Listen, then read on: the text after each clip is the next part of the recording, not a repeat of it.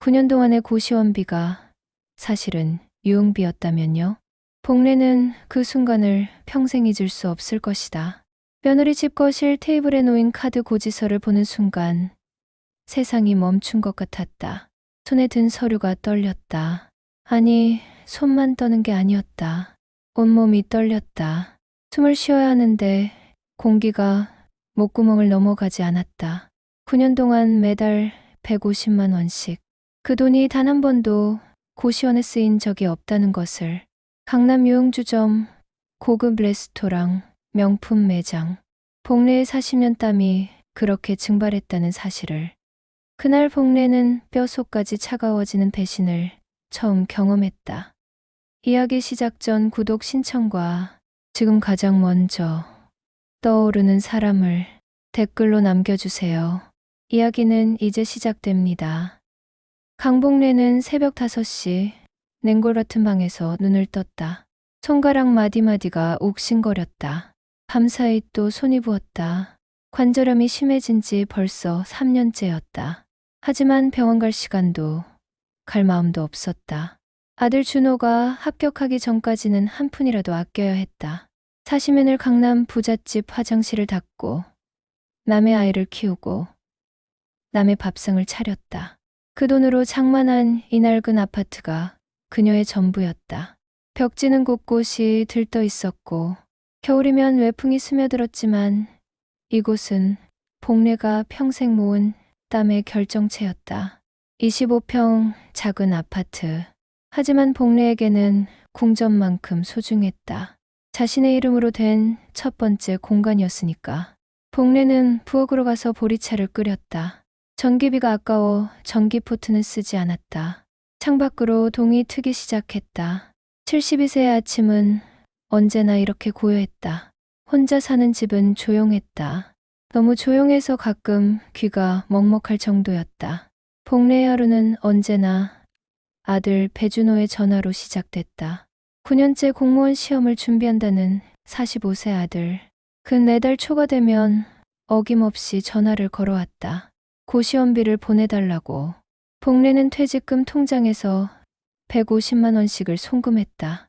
통장 잔액이 점점 줄어드는 것을 볼 때마다 가슴이 철렁했다. 하지만 아들이 합격하는 날 모든 게 보상받을 거라 믿었다. 그녀에게 아들의 성공은 자신의 인생이 헛되지 않았다는 증명이었다.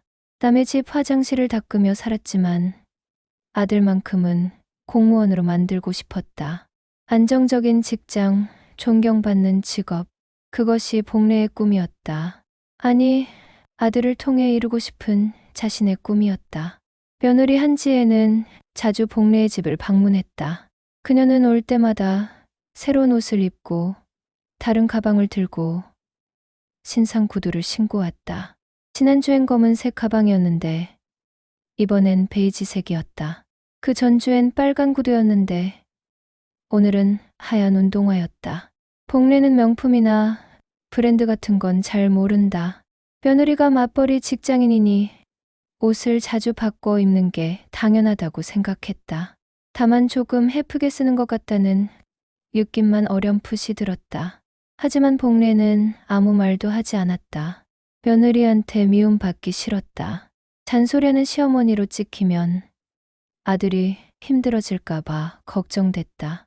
그래서 그냥 보고만 있었다. 속으로 젊은 사람들은 원래 그런가 보다 하고 넘겼다. 최근 들어 복례가 사는 동네에 재건축 소문이 돌기 시작했다. 복례의 아파트 단지도 재건축 1순위로 올랐다는 이야기가 들렸다. 그러자 지혜의 태도가 달라졌다. 예전엔 그래도 예의를 차렸는데 요즘엔 노골적으로 아파트 이야기를 꺼냈다. 공동명의를 요구하기 시작했다. 복례는 가족이니까 당연하다고 생각했다. 피를 나눈 사이인데 이 정도는 해줘야 하지 않을까. 어차피 나중엔 다 아들 것이 될 텐데. 복례는 그렇게 자신을 설득했다. 하지만 가슴 한편에선 뭔가 찜찜한 기분이 들었다. 왜 이렇게 급하게 구는 걸까? 왜 자꾸 등기부등본 이야기를 하는 걸까? 그날 저녁 복례는 오래된 동료 박미자를 만났다. 미자는 복례와 함께 40년을 강남 부잣집에서 일한 베테랑 가사 도우미였다. 두 사람은 서로의 인생을 누구보다 잘 알았다. 같은 시간을 견뎌왔고, 같은 서름을 나눴고, 같은 꿈을 꿨다. 자식들만큼은 자신들보다 나은 삶을 살게 하자는 꿈. 동네 작은 칼국수집에서 만난 미자는 복래의 얼굴을 보자마자 물었다. 요즘 무슨 걱정 있냐고. 얼굴이 안 좋다고. 복래는 아무것도 아니라고 손을 저었다.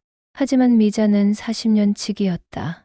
복래의 거짓말을 단번에 알아챘다. 미자는 복래의 손을 꽉 잡으며 조심스럽게 물었다. 혹시 그 비밀 장부를 아들이나 며느리한테 한 거 아니냐고. 복래는 고개를 저었다. 절대 말하지 않았다고 했다. 미자는 안도의 한숨을 쉬며 말했다. 그게 복래의 인생의 마지막 카드라고. 절대 함부로 보여주지 말라고. 가족이라도 안 된다고. 복래는 집에 돌아와 옷장 깊숙이 숨겨둔 낡은 재테크 비밀 노트를 떠올렸다. 검은색 비닐봉지에 쌓여있는 그 노트. 40년간 일했던 강남 부잣집 사모님들의 투자 정보. 부동산 거래, 내역, 주식 팁들이 빼곡히 적혀 있었다. 복래는 그 정보들을 단순히 기록만 한 게 아니었다. 조금씩, 아주 조금씩 자신도 따라 투자했다. 한 달에 10만 원, 20만 원씩, 때로는 5만 원밖에 못 넣을 때도 있었다. 하지만 40년 동안 꾸준히 했다. 그 결과 그녀는 재건축 예정인 아파트 한 채를 보유한 상태였다. 하지만 아무도 그 사실을 몰랐다. 아들도 며느리도 심지어 미자조차 정확한 액수는 몰랐다. 복래는 일부러 말하지 않았다. 왜인지 모르게 이건 혼자 알아야 할 것 같았다. 마지막 보루 같은 느낌. 만약의 경우를 대비한 비상금 같은 것. 며칠 뒤 준호가 전화했다. 다음 주에 집에 들를 거라고 했다. 중요한 얘기가 있다고 했다. 복래는 설레는 마음으로 물었다. 혹시 좋은 소식이냐고. 준호는 애매하게 웃으며 대답했다. 그냥 어머니 얼굴 보고 싶어서라고. 복래는 아들이 좋아하는 갈비찜 재료를 미리 준비하며 미소 지었다. 혹시 좋은 소식이 있는 건 아닐까? 드디어 시험에 합격한 건 아닐까? 아니면 최종 면접이라도 보게 된 건 아닐까? 복래는 가슴이 두근거렸다. 9년을 기다렸다. 이제 결실을 맺을 때가 된 것 같았다. 복래는 시장에 가서 제일 좋은 갈비를 골랐다. 1등급 한우갈비. 비쌌지만 아들을 위해서라면 아깝지 않았다. 그리고 준호가 좋아하는 깨씹, 상추, 풋고추도 샀다. 그때 돌아와 하나하나 정성껏 씻으며 복래는 행복했다. 이런 순간이 바로 자신이 사는 이유였다. 하지만 그녀는 아직 몰랐다. 아들이 8년 전에 고시원에서 쫓겨났다는 사실을. 1년만 지내고 그 뒤로는 뻔뻔하게 거짓말을 하면서 자신이 보낸 1억 5천만 원 가까운 돈을 유흥비로 모두 써왔다는 진실을. 그 돈은 복래가 9년 동안 하루도 쉬지 않고 일하며 월급의 반을 떼어다 준 것이었다. 자신의 병원비를 아끼고 난방비를 줄이고 낡은 옷을 기워 입으며 모은 돈이었다. 복래는 아들을 위해 정성껏 금식을 준비했다. 갈비찜, 잡채, 된장찌개. 그녀의 사랑은 언제나 밥상으로 표현됐다. 새벽 5시에 일어나 시장에 갔다. 아직 어둠이 가시지 않은 새벽, 시장 상인들이 하나둘 좌판을 펼치기 시작했다. 복래는 단골 정육점으로 향했다. 아줌마, 오늘도 일찍 나오셨네요? 응, 오늘 아들이 와서 제일 좋은 갈비로 주세요. 정육점 주인은 고개를 끄덕이며 1등급 한우 갈비를 골라줬다. 복래는 값을 흥정하지 않았다. 아들을 위해서라면 아깝지 않았다. 야채 가게에서 갈비찜에 들어갈 당근, 양파, 대추를 샀고 반찬 가게에서 깨씹과 상추를 샀다. 무거운 장바구니를 들고 집에 돌아오니 손이 저렸다. 하지만 복래는 개의치 않았다. 집에 돌아와 갈비 핏물을 빼는 동안 복래는 준호가 어렸을 때를 떠올렸다. 초등학교 운동회 때 도시락에 갈비찜을 싸갔더니 준호가 친구들 앞에서 자랑하던 모습. 중학교 때 시험 잘 봤다고 해서 갈비찜을 해줬더니 한솥을 다 비우던 모습. 복례는 웃음이 났다. 그때가 좋았다. 아들이 순수했고 복례의 사랑을 있는 그대로 받아주던 시절. 오늘은 준호와 지혜가 저녁 식사를 하러 오기로 한 날이었다. 지혜는 맞벌이로 바빴다. 어머니, 요즘 회사 일이 너무 많아서 집안일을 제대로 못하겠어요. 지혜가 며칠 전 전화로 한 말이었다. 복례는 즉시 대답했다. 내가 가서 해줄게. 걱정 마라. 그래서 복례는 일주일에 한 번 쉬는 날이면 며느리 집에 갔다. 청소를 해주고 밑반찬을 만들어 놓고 빨래도 개어 놓았다. 허리가 아파도 참았다. 며느리가 편하게 일할 수 있도록 돕는 게 시어머니의 도리라고 생각했다. 복례는 자신의 어머니가 그랬던 것처럼 며느리를 위해 헌신하는 게 당연하다고 믿었다. 저녁 6시 초인종이 울렸다. 복례는 앞치마를 벗으며 문을 열었다. 어머니, 준호가 환하게 웃으며 들어왔다. 하지만 복례의 눈은 며느리 지혜에게 갔다. 지혜는 또 새로운 구두를 신고 있었다. 하얀색 가죽 구두. 복례는 며느리가 이번 달에만 3번째로 다른 가방을 메고 다른 옷을 입고 다른 구두를 신는 것을 눈치챘다. 뭔가 해프게 쓰는 것 같다는 생각이 들었다. 지혜야, 구두 새로 샀니? 아, 네. 세일해서요. 지혜는 시선을 피하며 대답했다. 복례는 명품이니 브랜드니 잘 몰랐지만 세일 상품처럼 보이지 않았다. 너무 깨끗하고 새 것이었다. 하지만 복례는 더 이상 묻지 않았다. 며느리한테 미움받기 싫었다. 식탁에 음식을 차리는 동안 지혜는 소파에 앉아 핸드폰만 봤다. 복례가 열심히 음식을 나르는데도 일어나 도와주지 않았다. 복례가 상을 다 차려도 일어나지 않았다. 여보, 밥 먹어. 준호가 불러서야 겨우 지혜가 식탁으로 왔다. 복례는 며느리가 피곤한가 보다 생각했다. 회사 일이 힘들겠지. 이해해야 한다. 어머니, 잘 먹겠습니다. 준호가 먼저 숟가락을 들었다. 복례는 아들이 갈비찜을 한 입 베어무는 모습을 바라봤다. 행복했다. 이런 순간이 바로 자신이 사는 이유였다. 식사가 한창일 때 지혜가 말을 꺼냈다. 어머니, 혹시 아파트 등기부등본 좀 떼주실 수 있으세요? 복례는 잠시 젓가락을 멈췄다. 등기부등본. 그건 왜? 아, 저희가 은행 대출 알아보려고요. 복례는 뭔가 이상했다. 왜 갑자기 대출이 필요한 걸까? 대출, 돈이 필요하니? 지혜는 요즘 금리가 좋아서 미리 알아보는 거라고 대답했다. 그러면서 눈을 마주치지 않았다. 복례는 며느리의 시선이 자꾸 거실을 훑은 것을 느꼈다. 벽을 보고, 창문을 보고, 천장을 보고, 마치 감정평가를 하듯이. 저희가 나중에 어머니 모시고 살아야 하잖아요. 미리 준비하는 거예요. 준호도 거들었다. 복례는 아들의 말에 고개를 끄덕였다. 그래, 가족이니까 당연한 거겠지. 식사가 끝나고 복례는 부엌으로 들어가 설거지를 시작했다. 지혜는 당연하다는 듯 거실 소파에 앉아 TV를 봤다. 준호는 화장실에 갔다. 복례는 설거지를 하면서 생각했다. 며느리가 요즘 너무 바쁜 것 같다. 다음 주 쉬는 날에 또 가서 집 좀 정리해줘야겠다. 냉장고도 정리하고 화장실 청소도 하고. 그때였다. 지혜의 핸드폰이 울렸다. 벨소리가 거실에 울렸다. 지혜는 전화를 받았다. 복례는 부엌에서 설거지를 하고 있었기 때문에 지혜는 신경 쓰지 않았다. 거실에서 그냥 통화를 시작했다. 응, 나야. 지혜의 목소리가 들렸다. 친구와 통화하는 것 같았다. 복례는 처음엔 신경 쓰지 않았다. 설거지에 집중했다. 하지만 지혜의 말이 점점 또렷하게 들려왔다. 응, 시어머니 정신과 예약 잡았어. 복례의 손이 멈췄다.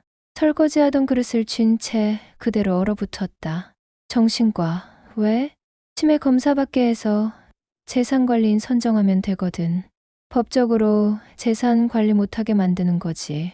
복례는 숨이 멎는 것 같았다. 귀를 의심했다. 지금 뭐라고 한 거지? 늙은이가 뭘 알아? 크크 어차피 얼마 못 사실 거 우리가 미리 챙겨야지. 재건축 들어오면 집값 엄청 오를 텐데. 복례는 그 자리에 못 박힌 듯 서 있었다. 손이 떨렸다. 물소리도 멈췄지만 지혜는 눈치채지 못했다. TV 소리에 묻혔던 것이다. 아니야, 시어머니 멀쩡해. 근데 대원에서 치매 초기 증상 있다고만 진단서 받으면 돼. 요즘 의사들 돈 주면 다 써주잖아. 복례는 싱크대를 붙잡았다. 다리에 힘이 풀렸다. 온몸이 떨렸다. 맞아, 남편도 동의했어. 얘도 어머니 돈 필요하거든. 사업 시작하려면 종잣돈이 있어야 하는데. 준호도 알고 있었다는 건가? 복례는 가슴이 무너지는 것 같았다. 시어머니는 원래 우리 편 아니야. 명의도 안 넣어주려고 하더라. 그래서 이렇게라도 해야지. 그 가사 도우미 주제에 재산이 많아서 탈이야. 복례는 조용히 부엌 문을 닫았다. 더 이상 듣고 싶지 않았다. 하지만 지혜의 목소리는 문틈으로 계속 들렸다. 가사 도우미 주제에 그 말이 복례의 귓가에 맴돌았다. 40년을 남의 집에서 일한 것이 수치스러운 일이었나? 그 돈으로 아파트를 마련한 것이 잘못된 일이었나? 복례는 싱크대에 손을 짚고 고개를 숙였다. 눈물이 똑똑 떨어졌다. 싱크대 물바지에 눈물이 떨어져 작은 물방울을 만들었다. 40년을 일해서 모은 돈, 아들을 위해 헌신한 시간, 며느리를 위해 청소하고 빨래하고 밥해준 날들. 일주일에 한 번씩 쉬는 날에도 허리 아픈 몸을 이끌고 며느리 집에 가서 집안일을 해준 날들. 모든 게 한순간에 무너졌다. 전화를 끄는 지혜가 큰 소리로 말했다. 어머니, 설거지 다 하셨어요? 저희 이제 가볼게요. 내일 출근 일찍 해야 해서요. 복례는 목소리를 가다듬었다. 떨리는 목소리가 나올 것 같아서 몇 번 숨을 삼켰다. 그리고 최대한 평온한 목소리로 대답했다. 그래, 조심히 가거라. 준호야, 운전 조심하고. 네, 엄마. 안녕히 계세요. 지혜와 준호가 현관문을 나섰다. 문이 닫히는 소리가 들렸다. 복례는 그제야 주저앉았다. 부엌 바닥에 그대로 주저앉아 소리 없이 울었다. 소리내어 울면 이웃집에 들릴까봐 입을 손으로 막았다. 어깨가 들썩였다. 눈물이 멈추지 않았다. 얼마나 시간이 흘렀을까.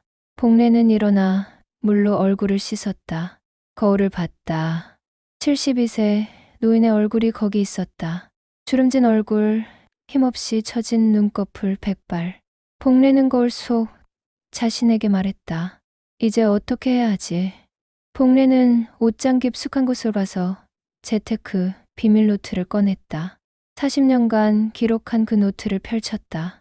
검은색 비닐봉지에 쌓여있던 노트는 낡았지만 소중했다. 마지막 페이지에 적힌 메모가 눈에 들어왔다. 사람을 믿되 증거는 남겨라. 박 사장님.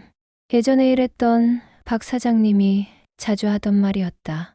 복례는 노트를 펼쳐 지난 40년의 기록을 훑어봤다. 강남 부잣집 사모님들이 투자 이야기를 나눌 때 복례는 설거지를 하거나 청소를 하면서 귀를 기울였다. 그들은 가사 도우미를 투명인간처럼 여겼고 복례 앞에서 거리낌 없이 돈 이야기를 했다. 이번에 강남 재개발 지역에 투자했어요. 3년 안에 2배는 오를 거예요. 요즘 미도 아파트가 좋대요. 재건축 확정됐다던데. 복례는 그 이야기들을 하나하나 노트에 기록했고 조금씩 자신도 따라 투자했다. 한 달에 10만 원, 20만 원씩, 때로는 5만 원밖에 못 넣을 때도 있었다. 하지만 40년 동안 꾸준히 했다. 그 결과 40년이 흐른 지금 그 작은 투자들이 엄청난 자산으로 불어나 있었다. 복례는 떨리는 손으로 전화기를 들었다. 미자에게 전화를 걸었다. 미자는 2번의 벨소리만에 전화를 받았다. 복례야, 왜? 무슨 일 있어? 복례의 떨리는 목소리를 듣고 미자가 물었다. 미자야, 올 수 있어? 지금 갈게. 10분만 기다려. 미자는 묻지도 따지지도 않고 즉시 달려오겠다고 했다. 40년 지기였다. 서로의 목소리만 들어도 상황을 알 수 있었다. 30분 후 미자가 도착했다. 복례는 문을 열어주고 그대로 주저앉았다. 미자가 복례를 부축해서 거실로 데려갔다. 복례는 미자에게 오늘 들은 이야기를 모두 털어놨다. 지혜의 통화 내용을, 치매 검사 이야기를, 재산관리인 이야기를, 그리고 가사도우미 주제라는 그 말을. 미자는 복례의 손을 꽉 잡았다. 분노로 얼굴이 붉어졌다. 미자의 손도 떨리고 있었다. 복례야, 그것들이 널 그렇게 봤구나. 가사도우미 주제에 그게 사람이 할 말이야? 우리가 뭘 잘못했어? 정직하게 일해서 돈 벌었는데. 복례는 고개를 끄덕였다. 눈물이 또 흘렀다. 미자야, 나 준호한테도 뭔가 이상한 느낌이 들어. 요즘 통화할 때마다 목소리가 불안해. 그리고 오늘 지혜가 말했잖아. 남편도 동의했다고. 준호도 알고 있다는 거잖아. 미자는 잠시 생각하더니 단호하게 말했다. 복례야, 다음 주 쉬는 날 며느리 집에 또 가지. 그때 좀 살펴봐. 뭔가 이상한 게 있을 거야. 준호 물건이라도 서류라도 뭐라도 있을 거야. 복례는 고개를 끄덕였다. 미자가 계속 말했다. 그리고 복례야, 준비해. 최악의 경우를 대비해야 해. 내 재테크 비밀 노트, 그거 절대 지키고. 그게 너의 마지막 카드야. 복례는 결심했다. 다음 주 며느리 집에서 진실을 확인하기로. 그리고 만약 정말로 준호가 배신했다면 복례도 이제 자신을 지킬 준비를 해야 했다. 복례는 아침 일찍 일어나 반찬을 준비했다. 김치, 된장찌개용 재료, 밑반찬들. 여름이라 음식이 쉽게 상할까봐 보냉백에 꼼꼼히 챙겼다. 새벽 5시부터 부엌에 서서 하나하나 정성껏 담았다. 준호가 좋아하는 멸치볶음도 넣고 지혜가 맛있다고 했던 콩자반도 넣었다.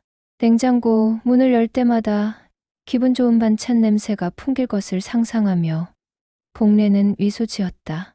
준비를 마치고 며느리에게 전화를 걸었다. 오늘 반찬 갖다 주겠다고 했다. 어머니, 감사해요. 근데 저 오늘 회사에 중요한 회의가 있어서 집에 없을 것 같아요. 지혜는 전화 너머로 고마워하는 척했다. 그러면서 어머니가 냉장고에 넣어주면 좋겠다고 했다. 비밀번호를 알려줬다. 복례는 휴대폰 메모장에 비밀번호를 적었다. 4자리 숫자 825점, 준호의 생일이었다. 알았다. 내가 냉장고에 잘 넣어둘게. 네, 어머니. 조심히 오세요. 전화를 끄는 복례는 보냉백을 들고 집을 나섰다. 무거운 가방이 어깨를 짓눌렀지만 괜찮았다. 아들과 며느리를 위한 일이니까. 오전 10시쯤 복례는 준호와 지혜의 아파트에 도착했다. 보냉백이 무거웠지만 기분은 좋았다. 아들 내외를 챙기는 게 여전히 복례에게는 기쁨이었다. 엘리베이터를 타고 15층으로 올라갔다. 현관 앞에서 지혜가 알려준 비밀번호를 눌렀다. 띠리링 문이 열렸다. 저 안은 조용했다. 복례는 조심스럽게 들어섰다. 신발을 가지런히 벗고 거실로 들어갔다. 깔끔하게 정돈된 집이었다. 하지만 복례의 눈에 이상한 것들이 보이기 시작했다. 소파 옆에 명품 쇼핑백이 하나 놓여 있었다. 식탁 의자에는 새 옷이 걸려 있었다. 거실 한쪽에는 고급스러운 구두 상자가 쌓여 있었다. 복례는 고개를 저으며 부엌으로 갔다. 며느리가 쇼핑을 많이 하긴 하는구나. 냉장고를 열고 반찬통을 하나하나 넣기 시작했다. 김치통을 맨 아래 칸에, 멸치볶음과 콩자반을 중간 칸에 정성껏 정리했다. 냉장고 안도 깨끗하게 닦았다. 냉장고 문을 닫고 돌아서는데 거실 테이블이 눈에 들어왔다. 여러 서류들이 어지럽게 놓여 있었다. 복례는 원래 정리정돈을 좋아하는 성격이었다. 며느리라 바쁘니까 내가 정리해 주는 게 좋겠다. 테이블로 다가갔다. 그때였다. 눈에 띈 한 장의 종이. 신용카드 고지서였다. 배준호 명의였다. 복례는 무심코 손을 뻗었다. 그냥 호기심이었다. 정리하려다가 본 것뿐이었다. 서류를 펼쳤다. 3개월치 사용 내역이었다. 복례의 눈이 점점 커졌다. 그런데 이상했다. 아니, 이상한 정도가 아니었다. 복례의 손이 떨리기 시작했다. 고지서를 들고 있던 손이 부들부들 떨렸다. 고지서에는 고시원 결제 내역이 단 한 건도 없었다. 복례는 눈을 의심했다. 다시 봤다. 없었다. 고시원이라는 단어가 어디에도 없었다. 대신 다른 것들이 빼곡했다. 강남 유흥주점 85만 원, 고급 레스토랑 45만 원, 명품 매장 120만 원, 또 다른 유흥주점 90만 원, 한 번에 수십만 원씩, 한 달 사용액이 400만 원이 넘었다. 복례라 보낸 150만 원의 거의 3배에 달하는 금액이었다. 복례는 주저앉을 뻔했다. 테이블을 붙잡고 겨우 몸을 지탱했다. 심장이 미친 듯이 뛰었다. 숨이 막혔다. 이게 뭐지? 뭔가 잘못된 거겠지. 아들이 다른 사람 카드를 쓴 건가? 복례는 다른 서류들도 뒤적였다. 손이 떨렸지만 멈출 수 없었다. 확인해야 했다. 알아야 했다. 지난달 고지서를 찾았다. 펼쳤다. 똑같았다. 고시원비는 없고 유흥비만 가득했다. 지지난달 고지서 또 똑같았다. 모두 같은 패턴이었다. 고시원비는 어디에도 없었다. 유흥비만 가득했다. 술집, 레스토랑, 명품 매장, 백화점. 복례는 주저앉을 것 같았다. 손이 떨려서 고지서를 제대로 잡을 수조차 없었다. 서류가 바닥에 떨어졌다. 복례는 그 자리에 주저앉았다. 아니야. 이건 뭔가 착각이야. 복례는 고개를 저었다. 하지만 현실이었다. 눈앞에 있는 서류들이 진실을 말하고 있었다. 9년 동안 자신이 보낸 돈이 단 한 번도 고시원에 쓰이지 않았다는 것을. 복례는 황급히 서류들을 주머니에 넣었다. 일어서려고 했지만 다리에 힘이 없었다. 테이블을 짚고 간신히 일어섰다. 숨이 막혔다. 빨리 나가야 했다. 이 집에서 나가야 했다. 복례는 비틀거리며 현관으로 갔다. 신발을 신으려는데 손이 떨려서 제대로 신을 수가 없었다. 겨우 신발을 신고 문을 열었다. 복도로 나왔다. 엘리베이터를 탔다. 거울에 비친 자신의 얼굴이 창백했다. 1층에 내려 아파트 밖으로 나왔다. 숨이 막혔다. 공기가 필요했다. 복례는 아파트 단지 벤치를 찾아 주저앉았다. 손이 떨렸다. 온몸이 떨렸다. 복례는 떨리는 손으로 휴대폰을 꺼냈다. 미자에게 전화를 걸었다. 한참을 기다려야 미자가 전화를 받았다. 복례야? 미자야.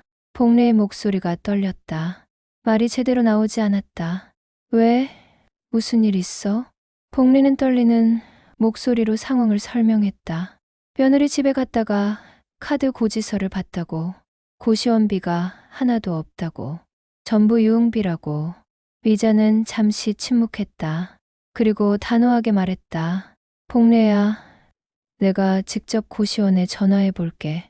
10분만 기다려. 응. 복례는 전화를 끊고 벤치에 앉아 있었다.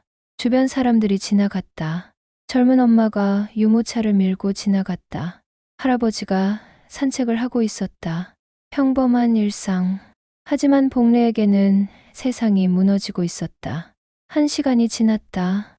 미자가 다시 전화를 걸어왔다. 목소리가 무겁게 가라앉아 있었다. 복례야. 응? 고시원에 전화했어. 확인했어. 복례는 숨을 멈췄다. 배준호는 8년 전에 퇴실했대. 8년 전부터 그곳에 없었어. 복례는 전화기를 든 채 그 자리에 얼어붙었다. 8년 동안 매달 150만 원씩. 복례는 계산기를 두드려 볼 필요도 없었다. 머릿속으로 계산이 됐다. 8년 12개월 150만 원. 1억 4,400만 원. 거의 1억 5천만 원에 가까운 돈. 복례의 퇴직금. 사시면을 강남 부잣집에서 화장실을 닦고 빨래를 하고 아이를 돌보며 모은 그 돈. 손이 저리도록 일하고 무릎이 아파도 참고 허리가 휘어도 견디며 모은 그 돈. 아들의 술값과 명품값으로 녹아 없어진 것이었다. 복례야, 복례야. 미자의 목소리가 들렸지만 복례는 대답할 수 없었다. 눈물이 흘렀다.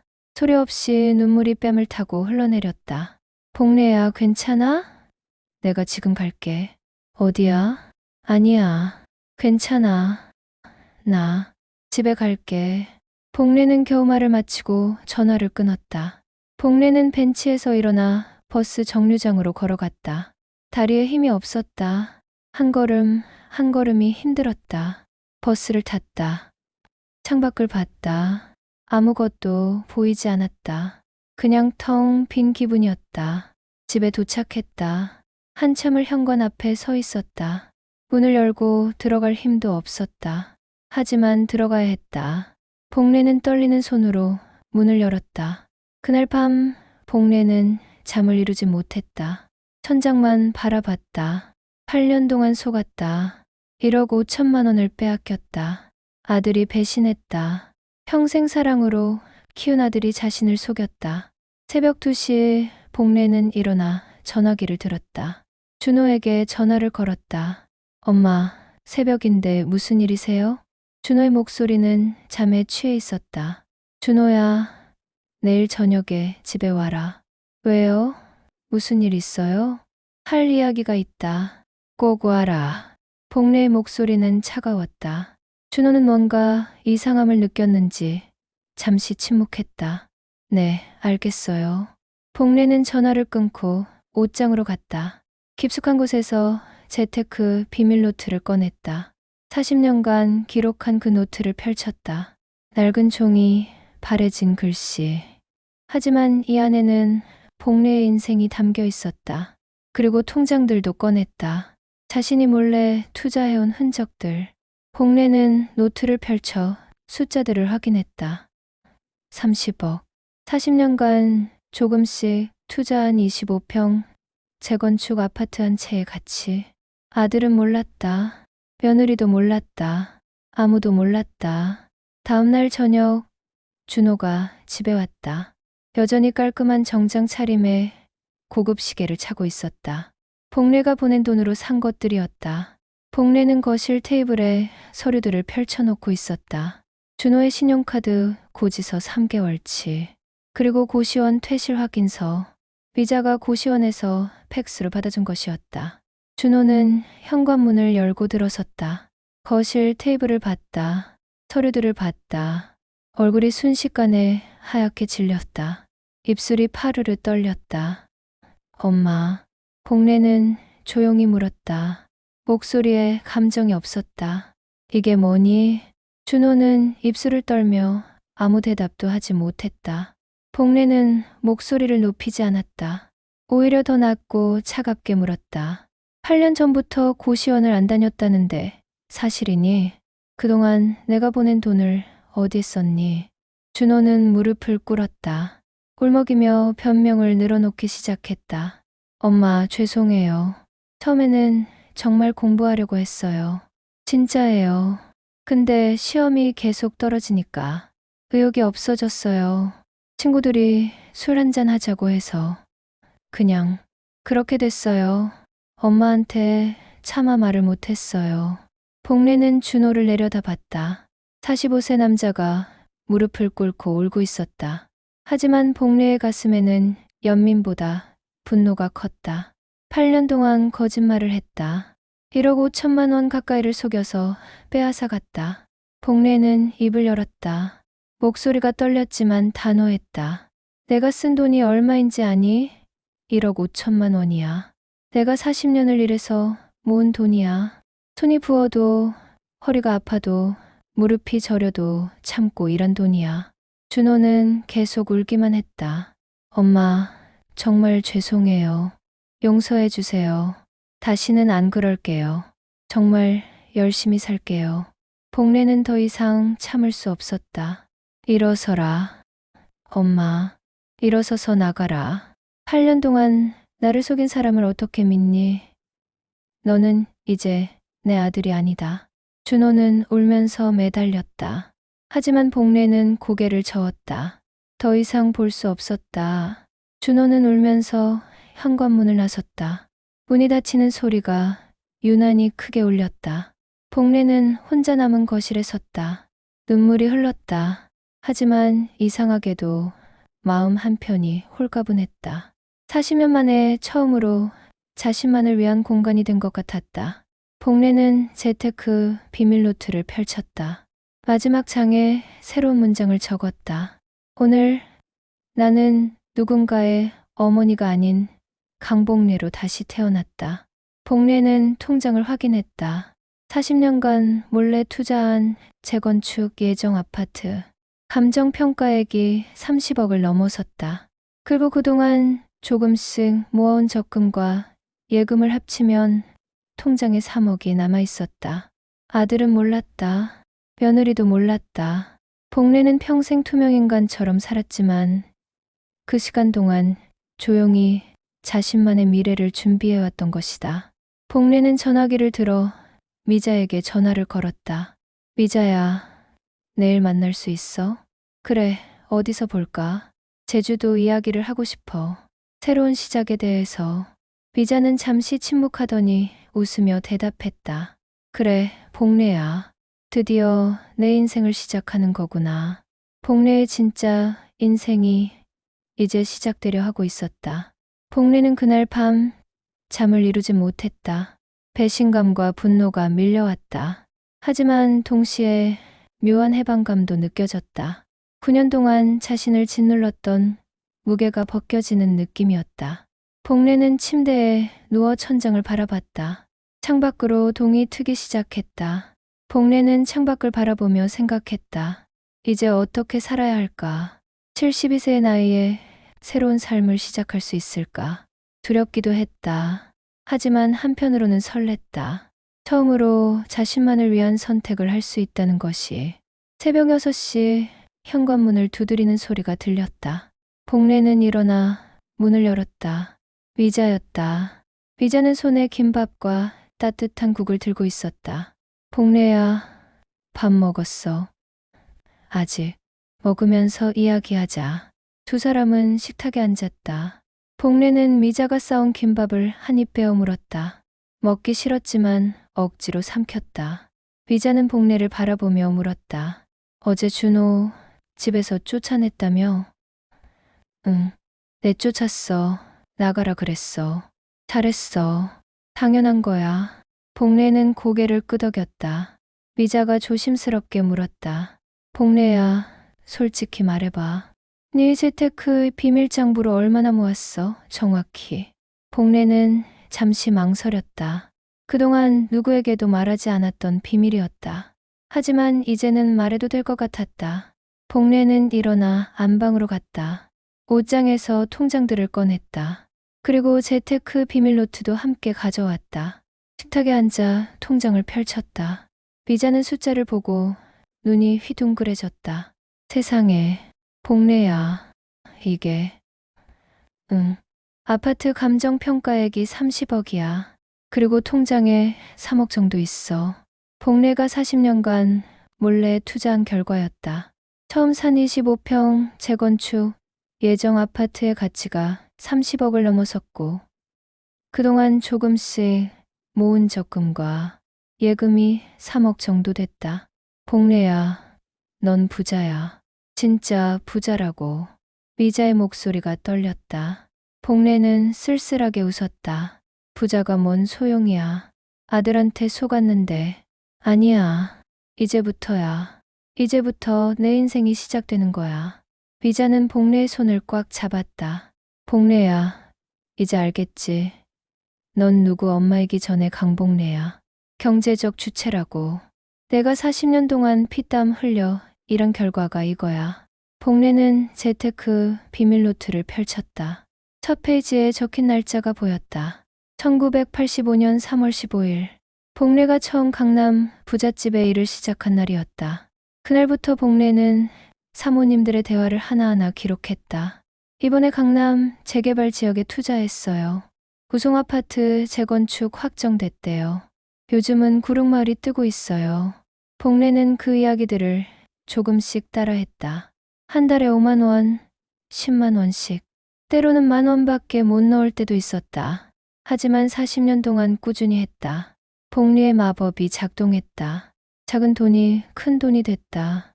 복례는 미자에게 말했다. 미자야, 나 결정했어. 뭘? 제주도 고향에 폐교가 있잖아. 우리 어릴 때 다녔던 그 학교. 거기 사서 민박집 차릴 거야. 미자는 눈이 반짝였다. 정말? 응, 너랑 같이. 그리고 우리 동료 이모님들이랑 같이. 더 이상 누구 눈치 보지 않고, 누구를 위해 희생하지 않고, 우리끼리 살고 싶어. 내 이름으로 된 공간에서 주인으로 살고 싶어. 미자는 복례를 꽉 껴안았다. 복례야, 나도 같이 갈게. 우리 같이 가자. 제주도에서 우리끼리 행복하게 살자. 두 사람은 즉시 실행에 옮겼다. 복례는 부동산 중개인을 불렀다. 재건축 아파트를 팔겠다고 했다. 중개인은 놀랐다. 어머니, 지금 팔면 손해예요. 재건축 들어가면 더 오를 텐데. 괜찮아요. 지금 팔래요. 하지만 빨리 팔아주세요. 복례의 목소리는 단호했다. 중개인은 더 이상 말하지 않았다. 일주일 만에 아파트가 정말 30여억에 팔렸다. 복례는 그 돈의 일부로 제주도 고향 마을의 폐교를 매입했다. 30년 전 문을 닫은 그곳, 복례가 초등학교를 다녔던 그곳, 오랫동안 방치돼 있었지만 복례의 눈에는 새로운 가능성으로 보였다. 넓은 운동장, 오래된 교실들, 제주 바다가 보이는 언덕, 완벽했다. 복례는 아들과 며느리에게 문자를 보냈다. 짧게. 제주도로 이사가. 찾지 말고 연락하지도 마. 그게 전부였다. 복례는 전화번호도 바꿨다. 휴대폰 번호를 새로 개통했다. 과거와의 연결을 끊었다. 40년 동안 모아온 살림살이를 정리하는 건 쉽지 않았다. 아들의 어린 시절 사진, 초등학교 상장, 중학교 때 준 카네이션. 하나하나 추억이 담겨 있었다. 복례는 눈물을 흘리며 정리했다. 하지만 과감하게 버렸다. 과거를 청산하는 기분이었다. 짐을 싸는 동안 복례는 옛날 일기장을 발견했다. 펼쳐봤다. 준호가 3살 때 일기였다. 오늘 준호가 처음으로 엄마라고 불렀다. 세상에서 제일 행복한 날이다. 복례는 일기장을 덮었다. 더 이상 읽을 수 없었다. 그 행복했던 아이가 어떻게 이렇게 됐을까? 한 달이 흐르는 동안 복례는 제주도로 이사를 준비했다. 미자와 동료 이모님 셋도 함께 가기로 했다. 총 5명, 다들 비슷한 처지였다. 평생 남의 집에서 일했고 자식들을 위해 희생했고 이제는 자신을 위해 살고 싶은 사람들. 같은 시간 서울에서는 준호와 지혜의 상황이 급격히 악화되고 있었다. 복례의 문자를 받고 준호는 어머니께 전화를 걸었다. 하지만 통하지 않았다. 번호가 바뀐 것이었다. 여보, 어머니가 전화를 안 받아. 설마 진짜 화나셨나? 지혜는 불안했다. 그동안 숨겨왔던 비밀들이 하나둘씩 드러나기 시작했다. 먼저 카드 회사에서 독촉 전화가 왔다. 한지의 고객님, 연체 금액이 7천만 원입니다. 즉시 상환하지 않으면 법적 조치를 취하겠습니다. 지혜는 창백해졌다. 명품을 사느라 카드를 긁고 또 긁었다. 한 카드의 한도가 차면 다른 카드를 만들었다. 돌려막기를 했다. 이제 더 이상 막을 카드가 없었다. 여보, 나 카드 빚이 좀 있어. 얼마? 7천만 원. 준호는 얼굴이 하얗게 질렸다. 뭐, 7천만 원? 미안해. 나도 어쩔 수 없었어. 일주일 후 은행에서 압류 통지서가 날아왔다. 준호 명의의 대출도 연체됐다. 친구와 시작한 사업 자금으로 빌린 9천만 원이었다. 그 사업도 실패했다. 투자금 전액을 날렸다. 여보, 우리 이제 어떡해? 지혜가 울먹였다. 준호는 대답하지 못했다. 복례의 돈이 끊기자 모든 것이 무너졌다. 그동안 복례의 150만 원으로 최소한의 생활비를 충당했었다. 이제 그마저 없었다. 어머니한테 연락해봐. 제발. 번호가 안 통한다니까. 준호는 짜증을 냈다. 하지만 내심 불안했다. 어머니는 정말로 떠난 것일까? 준호는 복례의 아파트로 찾아갔다. 초인종을 눌렀다. 아무 대답이 없었다. 관리사무소에 물어봤다. 205 강복래 씨요? 한 달 전에 이사 가셨어요. 어디로요? 몰라요. 말씀 안 하시고 가셨어요. 준호는 멍하니 서 있었다. 어머니가 정말로 사라졌다. 준호는 지푸라기라도 잡는 심정으로 인터넷을 뒤지기 시작했다. 어머니 이름으로 검색했다. 아무것도 나오지 않았다. 며칠을 찾았다. 그러던 어느 날 우연히 발견했다. 제주도 민박집 홍보 게시물이었다. 이모님들의 쉼터라는 이름. 사진을 클릭했다. 폐교를 개조한 공간이었다. 넓은 운동장과 제주 바다가 보이는 전망. 그리고 마지막 사진. 운영진 소개 사진이었다. 5명의 할머니가 환하게 웃으며 서 있었다. 왼쪽 맨 앞에 앉은 사람 강복래. 어머니였다. 사진 속 어머니는 복례가 본 적 없는 표정을 짓고 있었다. 환하게 자유롭게 행복하게 웃고 있었다. 72년 인생에서 처음 보는 표정이었다. 준호는 핸드폰을 놓쳤다. 바닥에 떨어진 핸드폰 화면에는 여전히 어머니의 웃는 얼굴이 보였다. 준호는 그제야 깨달았다. 어머니가 정말로 떠났다는 것을, 그리고 자신이 모든 것을 잃었다는 것을. 더 중요한 건 어머니가 자신 없이도 행복할 수 있다는 것을. 초여름 제주도 폐교를 개조한 민박집은 활기로 가득했다. 복례와 미자 그리고 동료 이모님 셋이 함께 운영하는 이곳은 입소문을 타고 예약이 밀려들었다. 오래된 교실은 아늑한 객실로 변했고 운동장은 잔디밭 정원이 됐다. 복례는 매일 아침 정원에 물을 주며 제주의 바람을 맞았다. 72년 인생에서 처음으로 느끼는 진짜 자유였다. 민박집 손님들은 대부분 중년 여성들이었다. 그들은 복례와 이모님들의 이야기를 듣고 위로받았다. 인생의 후반부를 어떻게 살아야 하는지, 자신을 위한 선택이 무엇인지 깨닫고 돌아갔다. 복례는 그들과 함께 제주 전통 음식을 만들고 밤에는 마당에서 차를 마시며 이야기를 나눴다. 어느 날 오후 현관문이 열렸다. 초라한 모습의 준호와 지혜가 서 있었다. 복례는 손에 들고 있던 물뿌리개를 내려놓으며 그들을 바라봤다. 표정 하나 변하지 않았다. 준호가 떨리는 목소리로 어머니를 불렀다. 복례는 차갑게 물었다. 예약하셨냐고. 준호는 울먹였다. 자신들이라고 했다. 정말 미안하다고 했다. 잘못했다고 했다. 복례는 여기는 민박집이라고 말했다. 손님이면 1박에 12만 원이라고 했다. 지혜도 무릎을 꿇으며 용서를 빌었다. 복례는 냉정하게 물었다. 자신을 치매 환자로 만들려던 사람이 무슨 용서를 바라냐고. 준호는 바닥에 주저앉았다. 자신이 정말 쓰레기였다고 고백했다. 9년 동안 어머니 돈으로 놀았다고 했다. 고시원비는 전부 유흥비로 썼다고 했다. 자신이 인간 쓰레기였다고 울먹였다. 복례는 아들을 내려다봤다.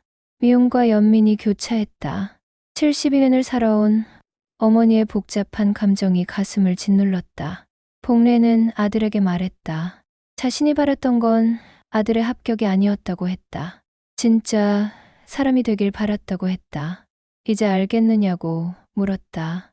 엄마도 한 명의 인간이라는 것을, 누군가의 희생양이 아니라 자신의 인생의 주인이라는 것을. 복례는 방으로 들어가 재테크 비밀 노트를 가져왔다. 마지막 페이지를 펼쳐 새로운 문장을 적었다. 나를 속였던 그 돈은 결국 나를 자유롭게 하는 씨앗이 되었다. 복례는 노트를 덮고 아들을 봤다. 한 번의 기회를 주겠다고 말했다. 여기서 관리인으로 일하라고 했다. 월급을 받고 방세를 내고 사람답게 살아보라고 했다. 준호는 고개를 숙였다. 지혜도 함께 고개를 숙였다. 그들은 진심으로 뉘우치는 표정이었다. 복례는 단호하게 말했다. 엄마라고 부르지 말라고 했다. 사장님이라고 부르라고 했다. 이곳은 강복례의 공간이고 강복례가 주인이라고 했다. 해질녘 복례는 동료들과 함께 민박집 현관 앞에 섰다. 제주의 석양이 그들을 비췄다. 복례는 큰 소리로 외쳤다. 이제 이 집의 주인은 오직 우리 자신이라고. 이모님들이 모두 박수를 쳤다. 그 소리가 제주 바람을 타고 멀리 퍼져나갔다. 복례는 72세에 비로소 자기 인생의 주인이 됐다. 누군가의 엄마, 누구의 며느리가 아닌 강복례로서 당당히 섰다. 그녀의 손에는 30년간 기록한 재테크 비밀 노트가 들려 있었다. 그 노트는 단순한 투자 기록이 아니었다. 한 여성이 평생 배우고 성장하며 자립해온 증거였다. 여러분, 우리는 누구의 희생양이 아닙니다. 나이가 들어도 관계가 소중해도 나 자신의 주인은 바로 나입니다. 당신의 인생에서 당신은 주인공입니까? 조연입니까? 당신만의 재테크 비밀 노트는 무엇입니까?